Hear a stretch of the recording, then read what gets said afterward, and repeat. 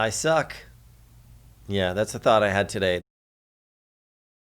What does my output equal?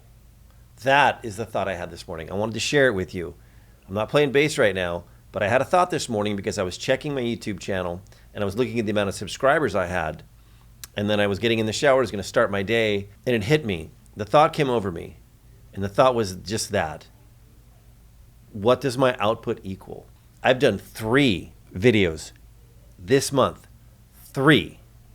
That's terrible. Now, I've hit some road bumps. I have hit some weird snags trying to figure out bass tabs and try to have it scroll on the screen and be a video with me. To be honest, that's been a little bit tough. But still, it's about prioritizing your time. So what does my output equal? Does it equal this?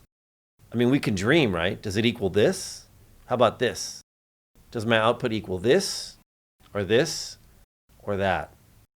Now, this isn't a money rant. This isn't about collecting possessions and seeing who can win with more. It's about actually saying, I really want this. I can do this. I'm good at this. The bottom line is that, what are you going to do about it now?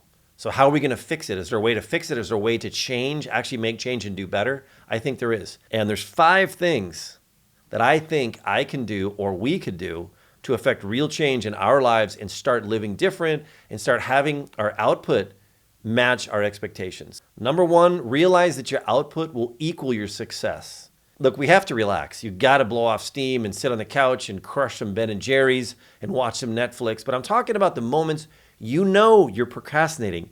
I know them. I am guilty. I'm talking to me mostly. I know the moments I'm sitting around and I could be doing more and I could be doing better. Instagram, Netflix, Hulu, YouTube, Snapchat, whatever.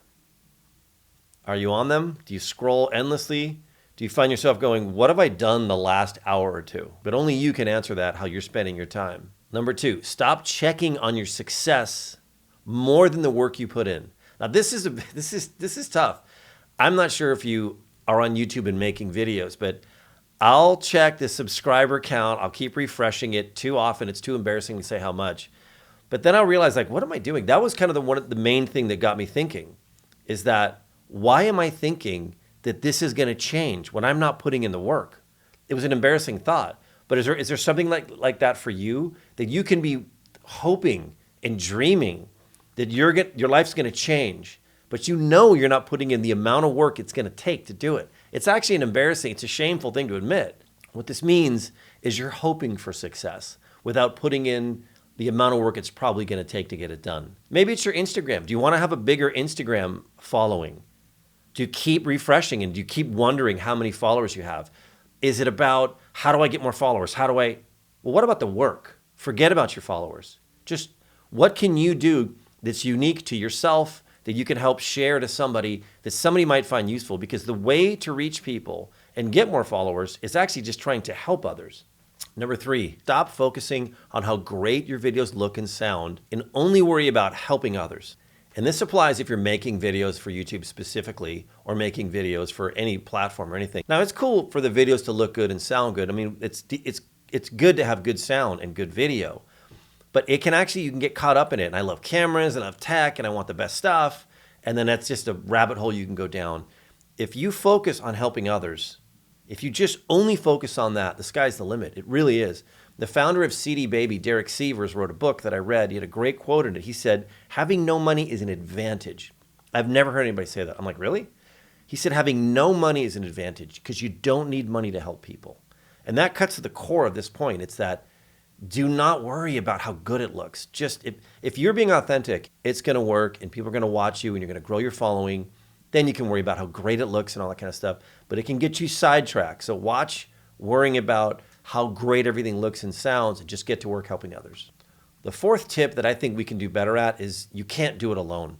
Often when we get focused on the wrong things, I feel like anyways, will try to just shoulder it all on myself and just get it done and just go out on my own and just go, I got this, I'm going to do it all, and I'm doing it. And then all of a sudden it's just too much and I don't know what's going on. And it's great to have connections or mentors or people in the field that you're into, whatever it is you're doing, to connect with, to bounce things off of, to make things better. I learned through my years in the band Sugar Ray that it was truly all of us together made the best stuff. Nobody on their own wrote a hit song. Nobody before or since has ever written a hit song. It took the five of us together to come together to make something great. So if you make an honest connection in the field of what you're doing, they can help you, you can help them. I mean, it's a great thing. So we have to remember to not shoulder the load alone. All right, number 5, start worrying less and finishing more. There are real world distractions that get in the way. You have a job, your time is limited. This thing you're doing that you want to do better at, you have to make a decision for some of the things in your life to prioritize what's important. If it's not important, then that's fine. But if your output doesn't equal your expectations, then you're going to be miserable. You're going to realize you're not working as hard as you should be. And that's going to make you unhappy. When my wife and I were lucky enough to have kids, there was a saying that was going around, and we heard it, and you use it on your kids to put them in their place. You get what you get, and you don't throw a fit. You say this saying to your kids so that everything they point out in a story, they don't just get. You don't just buy it for them. Then they're going to wind up being spoiled brats. You know, it's a sensible thing to say. It means you earn what you work for, and you should be content with that. So that's the video I wanted to make. What does my output equal? That was the thought that I got this morning, and I just was like, where did that come from? So I wrote it all down, and it's on my website, and I just wanted to make a video to try to see if this might help anybody who's out there who is realizing inside they know they're not doing enough to get where they want to go. So what does your output equal? All right, thanks for watching. See you soon. Bye.